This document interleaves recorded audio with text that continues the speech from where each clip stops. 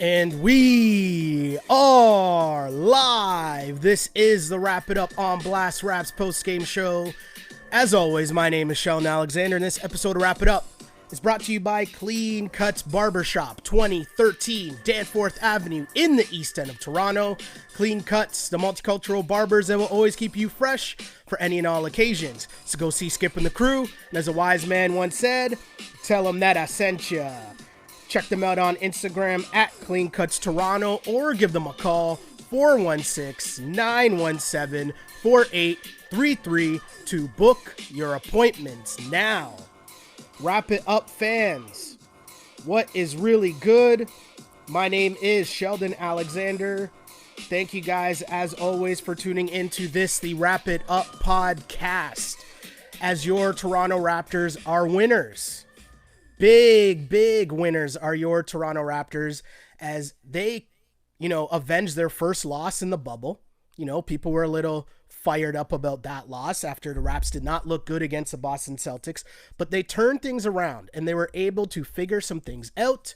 They were able to figure things out today against the Memphis Grizzlies, but also in a bigger news and a bigger picture event, I think, for this Toronto Raptors is the fact that they won 50 games for the fifth straight season and clinched the number 2 seed overall in the Eastern Conference. Those two things, to me, it's kind of a moment to sit back and really appreciate just what's gone on for this Raptors team. Not only over the last 5 years, where again, as mentioned, they've won 50 games the past 5 straight seasons, but also for those paying attention, the 2 seasons before those 5 years of 50 wins, they won 49 and 48 games. So we're really talking about 7-year run here of this Toronto Raptors organization being a legit top-notch operation in the NBA.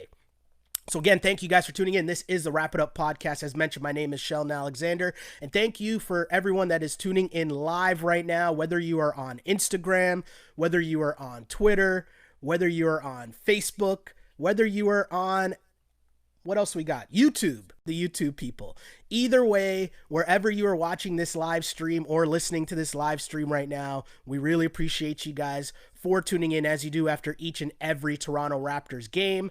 Also, want to give a shout out to the people who will be listening, the podcast crew after fact, because this ends up on iTunes, Spotify, SoundCloud, Google Play, all those fun places. Like and subscribe. Bless us with the likes. Bless us with the subscribe button. And what you do then is it just alerts you when we're up and running. When the podcast is up, you get an alert. Everyone's happy, especially on days like this where we get to discuss a win by your Toronto Raptors. Because here's the thing, right? They did not look good at all in the last game. They really didn't. Right? Boston came out and the Raptors weren't ready at all for that game. And in this game against the Grizzlies, who are a scrappy team, and there's a lot of different subplots coming into this game, obviously, because you have Jonas Valanciunas in his first game against the Raps since the trade, obviously Marc Gasol and his first game against his former team. And these two teams obviously are linked because it's the Vancouver Grizzlies. We'll always remember that fondly. I guess maybe fondly, maybe not so much. I don't know, depending on what fan base you're tuned into there. But also you'll remember this team because the big trade last year at the trade deadline in which the Raptors landed Marc Gasol. And I brought this up on Twitter earlier because I really think this is a big deal here. We talk about it all the time. This Marc Gasol trade, I don't think the Raptors win the championship if not for Marc Gasol last year. And I know that we get so focused on stats and, what his numbers were that he put up. But if you talk about the job he did on Vucevic, the job he did on Joel Embiid, and, the fact he did on Giannis, the job he did on Giannis in terms of building that wall defensively in that Bucks series. And then if you want to get to the stats, my guy had a pretty solid statistical series against the Warriors in the NBA Finals. So I think it's a pretty solid statement to say the Raptors don't win the championship without Marc Gasol last year. And I don't think they win the championship if they don't make that trade. So I bring that up to say, just a reminder, right? We focus a lot on what US media is saying, and we talk so much about what the US media says about our team. But I want the receipts of what people say about our team here. Because where are those receipts? I'll always bring that up and ask people for their receipts on what they were saying. It's great to call out Stephen A or call out Max or call out whoever you want, right?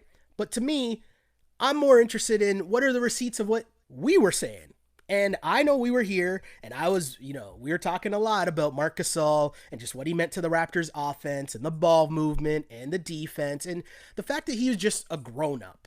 And anytime you add a grown up to a team that has championship aspirations, the results are most likely going to be there. And they definitely were for the Toronto Raptors. So obviously that was a cool storyline heading into this game. Obviously, the Raptors wanted to clinch the second seed in the Eastern Conference with a win.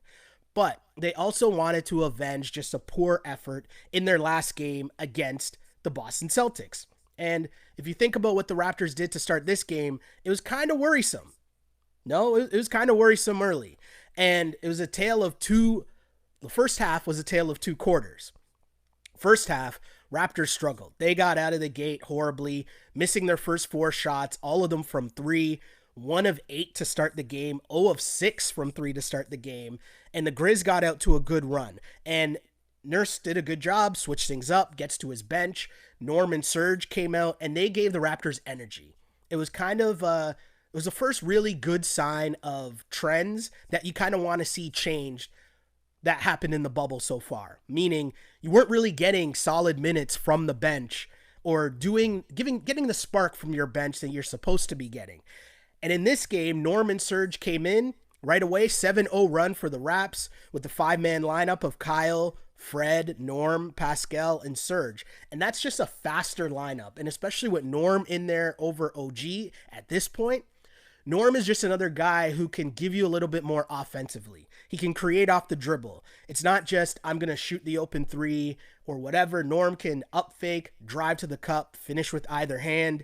And in a game like this where you're playing another team that is super athletic, they're bringing out the wings against the Raptors who can kind of match up and switch things fairly easily. Having Norm be able to bring that for you off the bench was huge for the Raps. And Norm, we've been looking for Norm to have a breakout game in the bubble so far. And he came out early, had 16 points in this game. And I think the big thing to me was Norm had 14 early on. I think in the first half, Norm had 14. But he didn't force anything the rest of the way. He still let the game come to him. He was still super comfortable. And he finishes 4 of 8.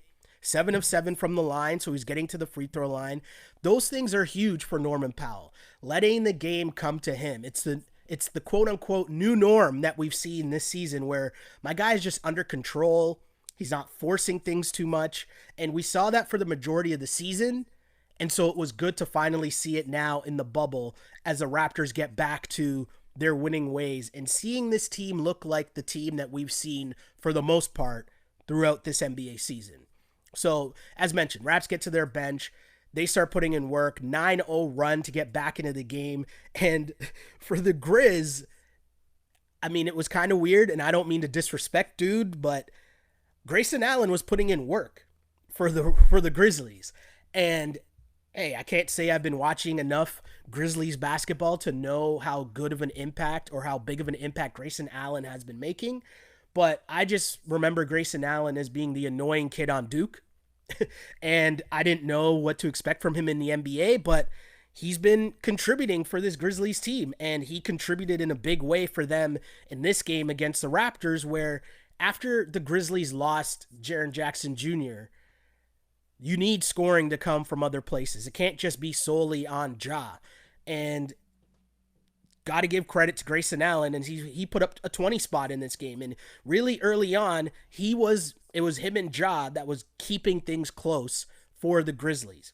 Grayson Allen, he was doing work with 9 points off the bench early, and I counter that with Norm also putting in work for the Raptors bench as well. And the key, though, for the Raptors, because they couldn't hit a 3, right? Horrible from three-point land. 1 of 10 in the first quarter for the Raps. Meanwhile, the Grizzlies were on fire from 3 as they were 7 of 13 from three-point land. And the Grizzlies led after one 25-20. And the Raptors, it was kind of worrisome maybe if you're going back to the prior games, because this from Josh Lewenberg, he said the Raptors from three in their last two first quarters were 3 of 20. They were outscored 21-3 from beyond the arc in the first quarter versus Memphis, and the Grizz were up by 5 after 1Q. So not a good start there for the Raptors, but if you've been paying attention to this team, you know that they don't panic, they don't get worried, they don't get flustered at all. And hey, Matt Thomas checks in, hits a couple of threes, Serge steps in, hits a three himself, OG hits a three. All of a sudden, things start rolling for the Raptors. They start hitting threes, and at one point, again, 1 of 10 in the first quarter from three-point land, 5 of 7 from three in the second quarter. Things just started to turn around, and the key here was they were getting good shots. They just weren't falling.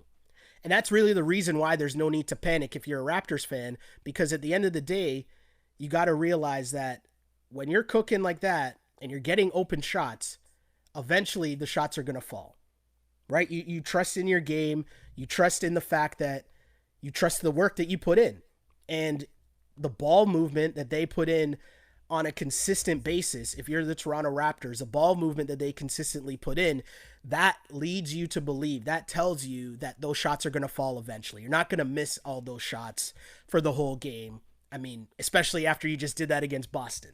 So the chances of that happening 2 games in a row, very slim. But also, the three-point shooting turned around, but also Fred VanVleet got things going. Freddie had 10 points in that second quarter, and he was doing it, as we've come to know Fred VanVleet. A little bit of three-point shooting, driving, getting into the paint, finding open guys. But his 10 points, the scoring was just really key to get the Raptors offense going, to keep it really moving to the point where at this point, Freddie and Kyle and Pascal, those are really going to be the 3 guys to key your offense night in, night out. If those guys don't have it going, it's going to be tough for the Raptors to win games. So huge start for Freddie to get things going. And then, of course, Pascal Siakam.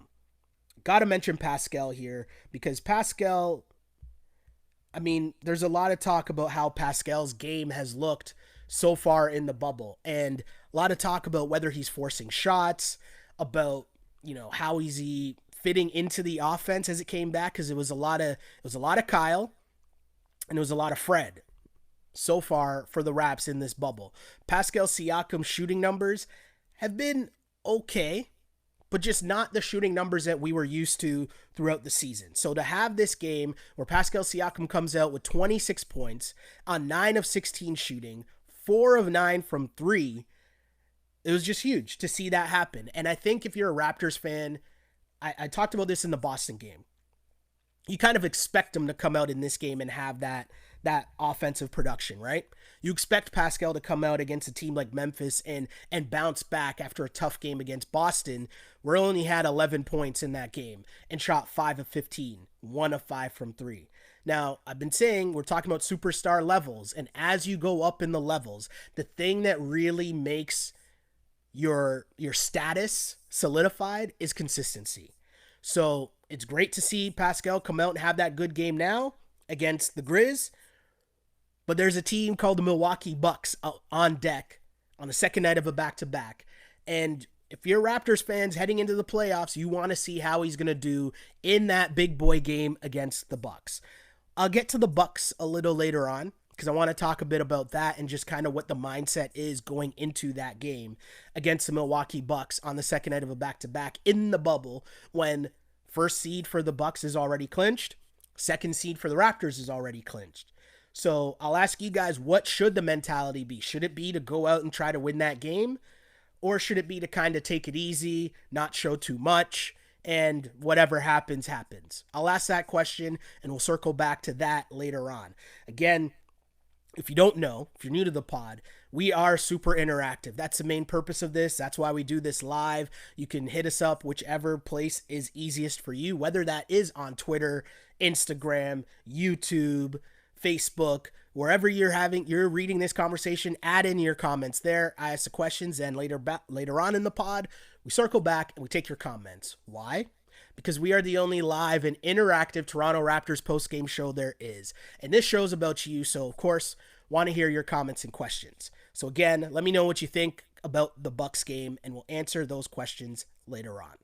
But getting back to this game, we're talking about Pascal and the great night that he had. And it was just efficient scoring early. Mentioned the second quarter for the Raps. Norm had a great second quarter. Freddie had a great second quarter. So did Pascal. Raps put up 40 points in that second quarter to lead the game 60-54 at the half. Pascal with 13 points and a super efficient 5 of 8 shooting in the first half. Norm led the team, though, with 14 points in that first half. And a great second quarter for the Raps, especially Freddie. We mentioned his 10 points. But also on the defensive end, Fred VanVleet was just all over the place. I mean, chasing Ja Morant around is not an easy task by any stretch. But Freddie was not only doing that, but he's also picked up 3 steals in that first half. And my guy was playing solid defense. He was getting to the cup, as mentioned, with his 10 points as well. So Raps were up, looking a lot better after, turning things around from 3-point land in the first to the second quarter. Now, as we jump to the third, Pascal just continued to cook, and it was by far his best game in the bubble, and he just seemed to be scoring more in the flow. And I was wondering about Pascal's game as we go forward and how things are going to play out, because the thing that I always see is I think Pascal, as you see him develop, you almost got to take the good with the bad, right? So he can shoot threes. So it's kind of like a new toy for him, the fact that he can knock down threes at a pretty good clip, right? It's like a new toy for him. And sometimes I think what happens is he falls in love with the new toy a little too much and wants to just jack the three whenever he can, just because he can. And I think the next step in his development is really going to be paying attention and knowing when to take that three and when not to take that three. When to sort of pause for a second because it might not be the best time in terms of the flow of the game or flow of the offense. But either way, in this game, especially early on, my guy was looking really good. And I think it was because he was taking it more to the cup. And if he didn't have it when he was going to the basket, he was kicking it out, finding the open man. And I think his consistency is going to be a huge focal point. That's going to be a huge deciding factor in how far the Raptors go in the playoffs, because can he consistently get you to that 25 points per game mark? Because if he's not doing that, then that means you need to consistently be getting 5 to 10 more points from someone else. Whether it's Fred, whether it's Kyle, whether it's Norm, Mark, Serge. So that, to me, I'm super interested in seeing. But this was the first game I want to say that Pascal's offense looked a lot better. And I got to pause myself sometimes because it makes me take a step back and think he's a young buck. He's still young. He's still getting used to, his game and his development and just even the offensive flow of the game and when to take shots and how to be that quote-unquote lead guy. Because as much as I think Kyle is the Raps' best player in terms of they're going to go as far as Kyle takes them, Siakam is still in that mentality where that's him. So how does he fit into the offense every night?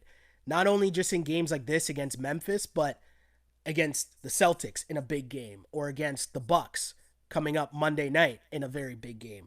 Those are the things that I'm super interested in seeing Pascal's development. But today, he had things going. And I think it was because he was going to the basket first and being under control for the most part. Did he have some turnovers? Yeah. Did he have, he took a couple charges when he was driving to the lane out of control? Yeah. But that's kind of the learning curve. And if we're being honest and if we're being fair to Pascal as a young buck and really his first go at being quote unquote the man, you're going to have to take the good with the bad sometimes. And I think that this was a great game for Pascal, and the numbers show it. I just think looking at his game, that showed it as well. As mentioned, 26 points on 9 of 16 shooting and 4 of 9 from 3. And the big part, too, if we jump ahead to the fourth quarter, because the Raps were up huge. They were up by as many as 18 points in this game, and they had a huge run in that third quarter where it looked like it was blowout city. And maybe you were thinking they could get some rest for some of their guys. As mentioned, the Bucks are sitting, waiting for that game tomorrow. But instead, the Grizzlies come back and they go on a crazy run.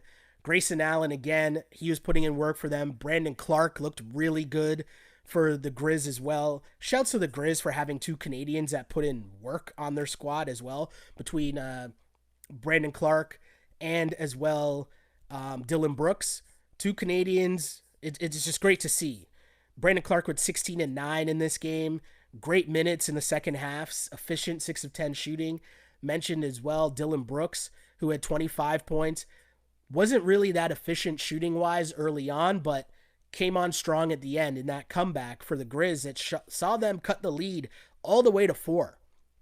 And things got tight for the Raptors there. This was against their starters. So their starters had to continue to play or else they were on the brink of blowing this game.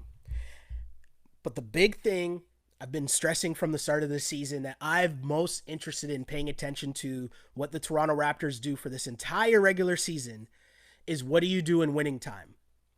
And in this game, regardless of how you got there, the fact that you were up big and then blew the lead, you kind of got to let that slide and just focus in on, well, what happened in winning time?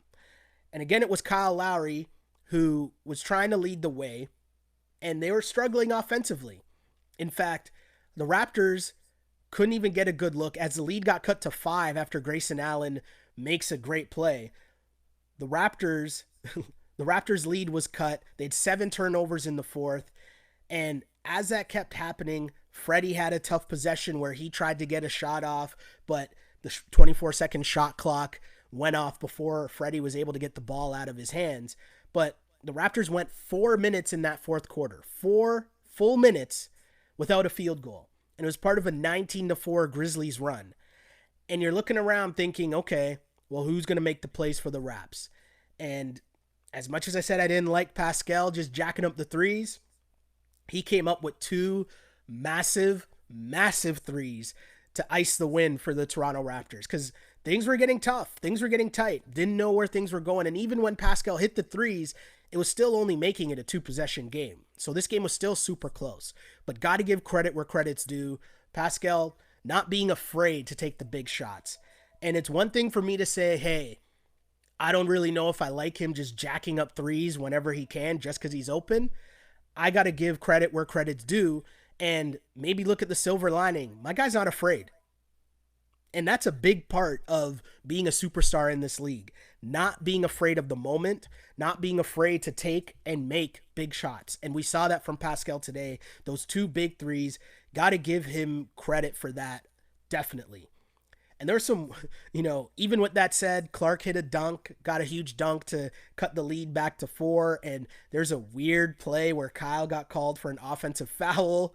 And you're still kind of worried, but you see why the Raptors have that championship pedigree.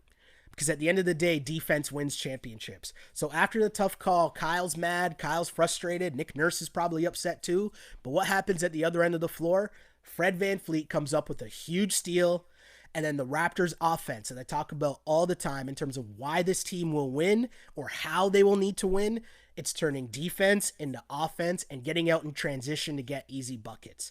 Freddie forces the steal, gets it up to Pascal, he finds Kyle with the reverse lay-in, jam done, Raptors win.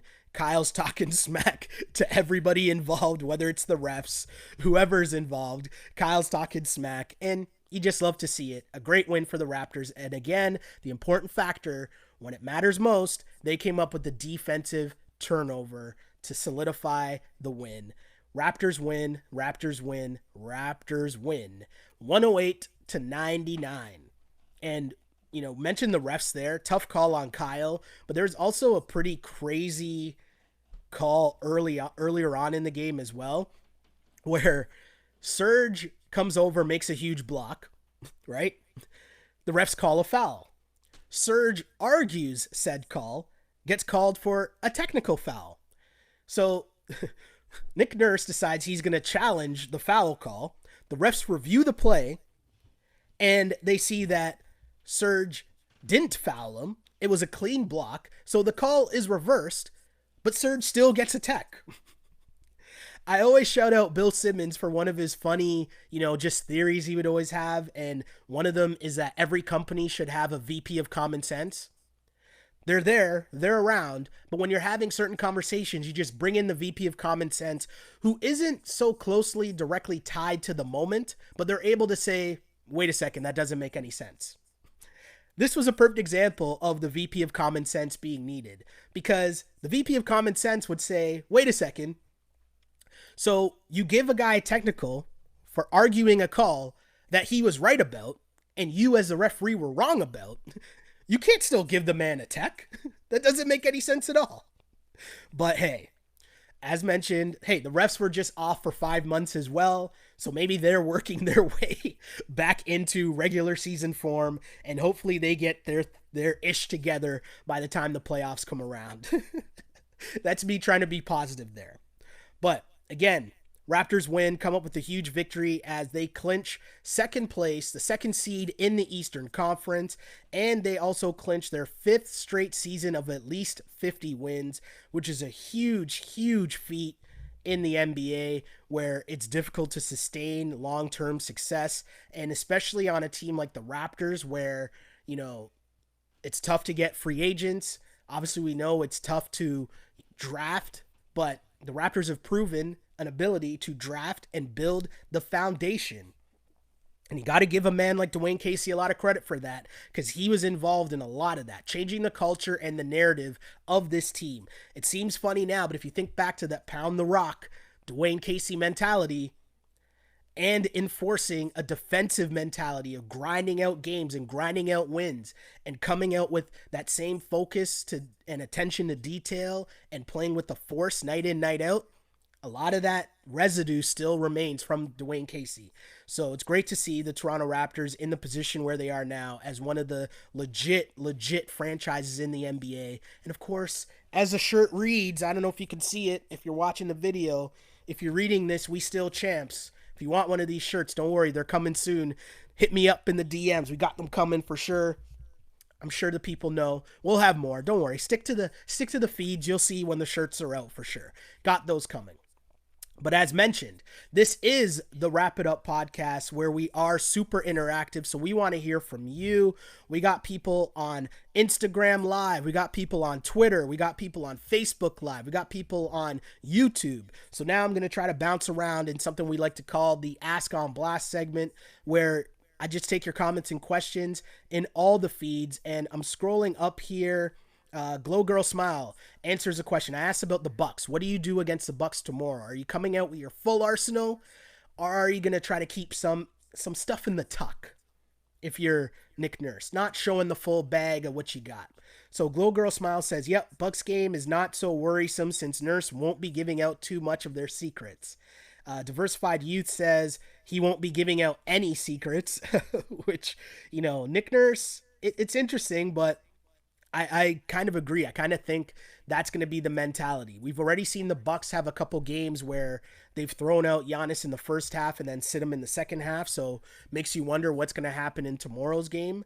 But I want fans to just think about this as you head into the game tomorrow against the Bucks. Don't keep that same energy that you have before the game that you do after the game. So if you're telling me that the game matters beforehand, and the Raptors play their whole team, and the Bucks play their whole team, and the Raptors lose, then keep that same energy. But if at the start of the game, you're telling me that this game doesn't matter, and it's not a big deal, then okay, cool. Regardless what the result is, keep that same energy afterwards. Because what happens a lot of times is people play the hindsight game, right? So they'll say, oh, no. They'll play the result. So the Raptors lose, and it'll be like, it doesn't matter anyways. It was the Bucks. You're not showing them anything. Doesn't really matter. I'm just saying, keep the same energy you have before the game, after the game. Just one of those things I like to remind people of. That's all. Fly Miss checks in and says the Raptors need to work on their turnovers. Totally agree with that. They were sloppy at points, and I think that's what really led to the Memphis comeback. Was the Raptors being sloppy? And you want to tighten that up, especially as you get into the big boy games, but then also as you get into the playoffs. Speaking of the playoffs, Dante says playoff Powell. It the Raptors need Norm. They definitely need Norm. They're not going to be able to sustain a series like they did last year where they didn't get much from Norm or Fred against the Sixers and Kawhi just sort of carried it. That's not going to happen in this playoffs. Like you're going to need, it's going to be the sum of the parts. You're going to need solid games from Norm. You're going to need solid games from Serge, Gasol, Kyle, Fred, Pascal. All those guys are going to have to be able to contribute on a night in, night out basis. And it's going to be the team that really gets things done for the Raptors, for sure. More comments here. Someone says, Pascal came through with the threes. This is how he will grow. Yeah, the Pascal glow up, we talked about it a lot last year, and the glow up continues as my guy consistently is able to just add different pieces to his game. And to see him confidently not be afraid to take and make those threes late, that's a good sign. That's definitely a good sign. Shouts to my homegirl Molly. She checks in on the chat. She said, yes, you know I need a shirt. Definitely. Don't worry. The shirts are coming. The shirts are coming. Akeem says, want to see more production from Serge and a few other bench players. I think the same conversation we had last year kind of still holds true now. And what's the bench going to be? So I would assume Norm and Serge, but after that, I don't really know how much more bench minutes are going to be available for people, right? You're talking how many minutes are you going to get from Terrence Davis, who hasn't really played too well in the bubble so far. Matt Thomas was okay today. Rondé seemed kind of he struggled, but that eighth spot in terms of the rotation, it's going to be interesting to see how much the Raptors are able to get from that spot, if anything at all. Because Nurse, especially if you go back to the very start of the season, and I know it's tough to remember now, but remember, he was only happy with his first 7 guys, and they were the ones that got most of the minutes because he wasn't happy with how dudes were practicing early on in the season. So that tells me that if playoff time comes around and he's not happy with what he's seeing from the bench, he's going to be very, very quick to put the clamps on and just say, hey, these are my 7 guys and I know what I'm going to get from them. These are the 7 guys that I'm rolling with. So, more comments here from Twitter as I switch gears and take some comments here on the Twitter feed. Huge shouts to the Instagram crew for sure. The Instagram peeps are the day ones along with my Twitter folk. Logan on Twitter says, hey, another 13 years and we'll be like the Spurs. I mean, it's really crazy to think of what the Spurs are doing, right? The fact that they're making some noise in the bubble. They might not make the playoffs, but they're still messing around and almost getting there. And this is without LaMarcus Aldridge. It's amazing what the Spurs are doing. But yeah, it puts into perspective just what the Raptors have been able to do and what you want to strive to in terms of being a model franchise that's not necessarily one of the high-profile organizations in terms of the Knicks or Lakers or a team like that. So yeah, the Spurs, 20 plus years of being relevant, of being a solid franchise. Hey, cheers to that. And hopefully the Raps can get there. And let's be honest, as long as Masai's around, we got faith in Masai, right? Linda on Twitter says, who would have thought that after losing Kawhi, this team stepped up? So proud of them. That's a great point, Linda, and there's a lot of talk about Kawhi, and I always kind of get frustrated when I hear the talk about Kawhi, because to me, people miss the point of what the Kawhi Leonard 1-year championship run was all about. To me, the Kawhi Leonard 1 year just solidified what this organization was, right? Think about it. We just mentioned 5 straight years of winning at least 50 games. That tells you that this Raptors team and organization has been on the right track for at least 5 years. And I told you before that they won 48 and 49 games. So that's 7 years of solid consistency. So the Kawhi Leonard 1 year was just telling you the difference between a good team and a really solid NBA team and then a championship level team. The championship level team has that star player at the end of the day where you don't have to ask or wonder who's getting the ball when you need a basket. You know the answers to that question. That was the difference between solidifying what the legitimate nature of, or the legitimacy of what Masai Ujiri has built.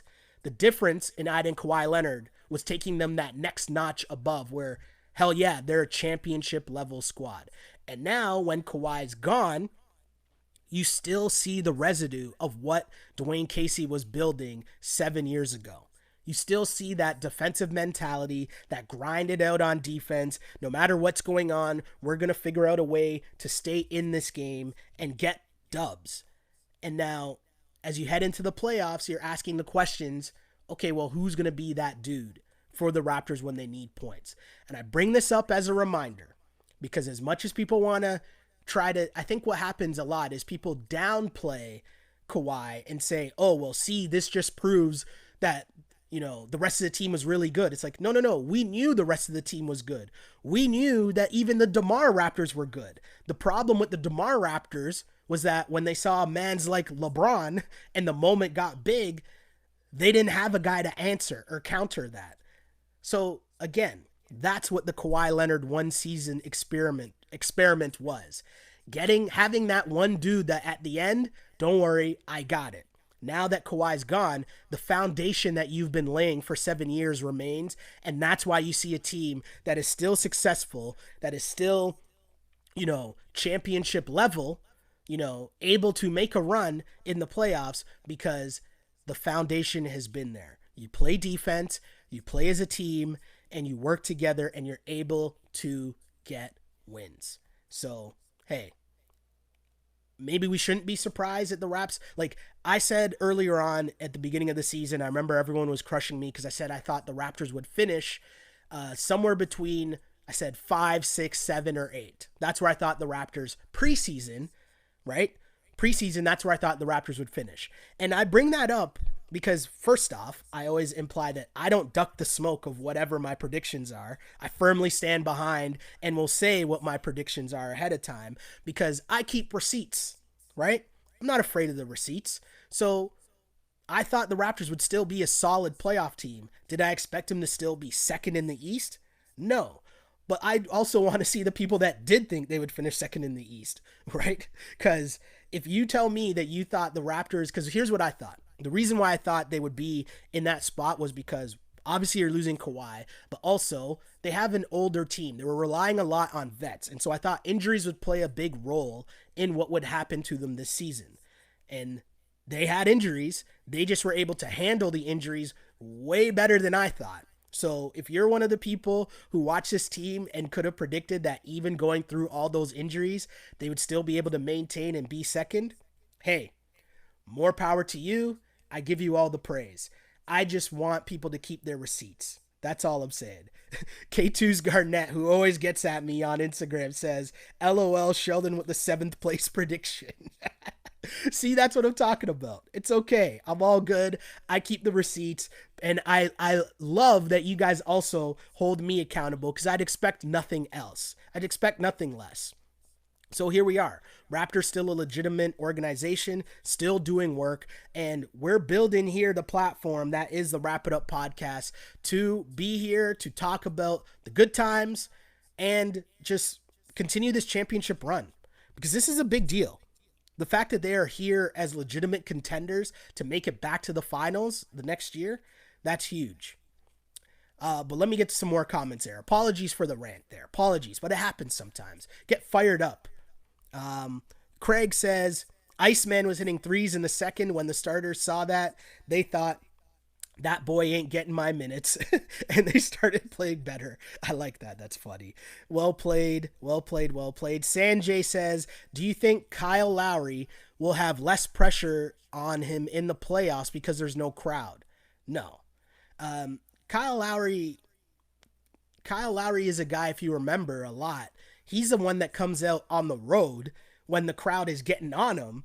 He's the one that has those big games sometimes where he likes the crowd getting at him. He's had a bunch of big moments, whether it was in Golden State. If you remember, obviously, Game 6 being the high point of what I'm talking about.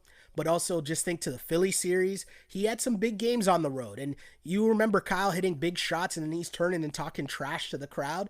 That's kind of Kyle's MO. So I think Kyle's going to be fine. It's just going to come down to his mentality in terms of leading the team and getting them to where they need to be and setting the tone and the tempo and being that leader that we know he is. Someone says, another comment here, if we have 25 turnovers against the Bucks, God help us. I mean, totally agree. I'm excited to look for this Bucks game because to me, you want to send a message. You do. Like, I think it's a big deal. Like, I get why you would rest people. You don't want to be injured going into the playoffs. I understand that. I get that you're not playing for seeding purposes. I understand that as well. You might not want to show your hand too much. I totally understand that. But to me, the biggest thing about this bubble is the mental side of the game. And I think that going out and really putting a huge whooping on a team, showing them, no, no, no, we're good. You might think that this is going to be a different narrative because Kawhi's not here.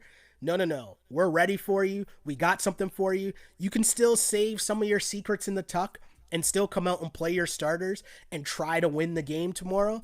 I think doing that sends a big message. No, no, no. We're not to be played with. This is real. We're ready. We're trying to defend our chip. We're not afraid of you. That, I think, the mental side of this is so big as well. So to me, if it were me, I'm playing as if we're trying to win.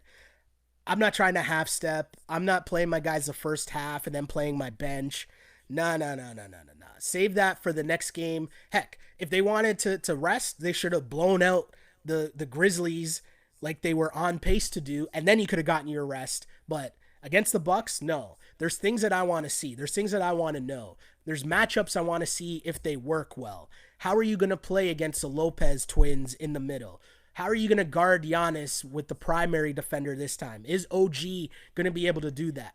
Are you setting up the same wall that you did last year? There's so many things that I want to see if it works or not that you don't want to waste a game in game one trying to figure that out. Just my opinion. But I'll also say this. Obviously, Nick Nurse is way smarter than me. So if Nick Nurse decides that he's gonna, kind of rest and only play his guys first half, I'm not going to question Nick Nurse on that because obviously, clearly, he's way smarter than I am. As, yes, we know now that he was mentioned as a Coach of the Year candidate as well with Coach Budenholzer and Billy Donovan. So, hey, I'm telling you what I'm hoping will happen, but tune in to find out what will happen against the Bucks tomorrow.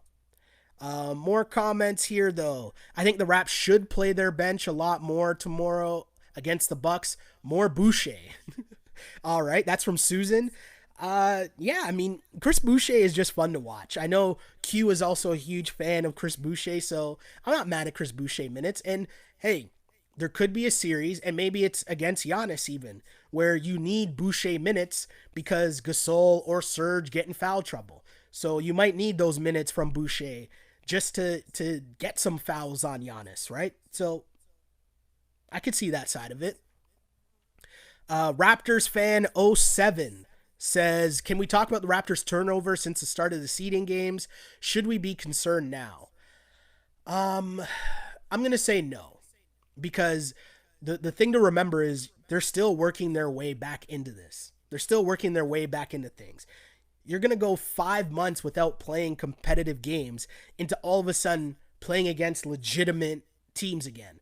It's going to take you a while to get back into the swing of things, and one of the things you got to live with are just turnovers. It's going to happen. Now, you want them to kind of fix that up in the next couple of games before you get to the playoffs, but you also understand that it's going to happen, and that's all right.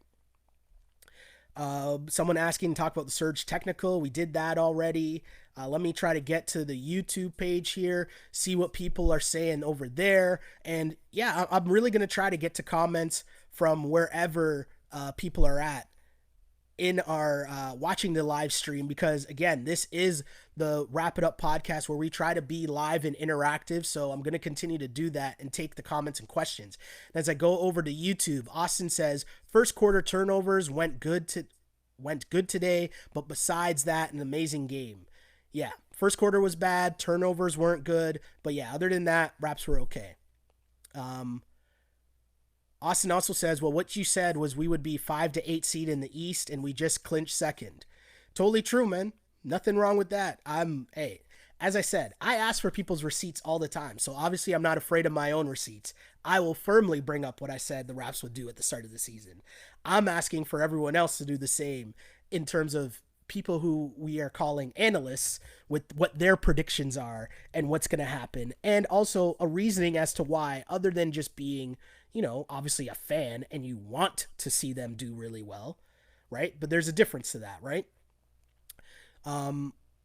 Let's see here. Oh, Austin says, I thought they would be 4-5 coming into the season. Yeah, for sure. Makes sense.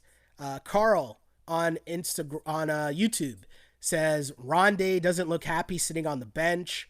Yeah, Rondé's it's tough sledding for Rondé here, right? Because his style of play too, it's gonna be to muck it up. It's gonna be to get in there. Rondé's style of play fits the playoffs well. There are going to be games where they are going to turn to Rondé because they need energy, and he's just going to be mucking it up and getting in there, grabbing rebounds, diving for loose balls. So it's going to be important for him to stay ready, because there's going to be a point where they're just going to need his energy, maybe throwing out a full court press, so it's going to be tough for him. And he's not getting minutes now, but he's got to stay ready. He's got to stay ready. Bob Charlie says Norm Powell has been playing like trash. He had been until tonight. And I think the key for Norm, which is something we talk about a lot, is Norm getting to the basket, staying within the flow of the game, and really going to the cup first, then stepping out and shooting threes. We saw that from Norm today, and I got to give him credit because he played a really good game. Steven says, I think both the Bucks and Raps know that whoever wins tomorrow, it really won't matter. Each team should just focus on the area they want to improve in and stay healthy. It's a great point. That's a very rational and, very good thought. I agree with you, Steven. It makes sense. I'm saying what I want to see. And part of that is me being a selfish fan of basketball and wanting to see two good teams go at each other in big boy games. So I got you. I understand it. And as I said, I'm not going to doubt Nick Nurse. Whatever decision Nick Nurse makes, more power to him, because Nick Nurse is that dude. So, hey, who am I to question him? It's not going to be me. So, again, thanks to everyone for tuning in to this, the Wrap It Up podcast. Really, you guys rocking with us, whether it was live on, all the different feeds that we got going. Really appreciate you guys. Whether you were with us on Instagram or on, IG Live, whether you're on Twitter, whether you're on Facebook, whether you're on YouTube, really appreciate you guys rocking with us, because this is the Wrap It Up podcast, and we do this for you guys. And I'm going to be honest here as we talk about it. It's been really important. It's been really cool to kind of really get back into the swing of things, where we are talking Raptors basketball. We are talking about the Raptors trying to defend their NBA championship. It's just such a big moment, and for me, it's been fun to get back into the swing of things and talk about Raptors basketball with all of you as well. So again, really appreciate you guys tuning in, whether you did so live. Again, I'm saying it again so people know, because we're doing things a little newer this season as we pick things back up. We are live after each and every game on Instagram, on Facebook, on Twitter, on YouTube. Like and subscribe. Hit that like button. Tell your friends. Share the love that is this, the Wrap It Up podcast. And in case you ever tune in a little late and you miss the beginning, you want to catch it, don't worry. We got you covered. Whether it's for your commute, we got you there as well. On iTunes, Spotify, SoundCloud, Google Play. Again, like and subscribe. Tell your friends. This is the Wrap It Up podcast, because you, the Raptor fan, deserves more platforms of people talking about your team as they look to defend their NBA championship. So again, my name is Sheldon Alexander, and like I always say to close every podcast, I used to pray for times like this, to rhyme like this. This is the Wrap It Up on Blast Raps postgame show. As always, unpolished and unapologetic. Until next time, see ya.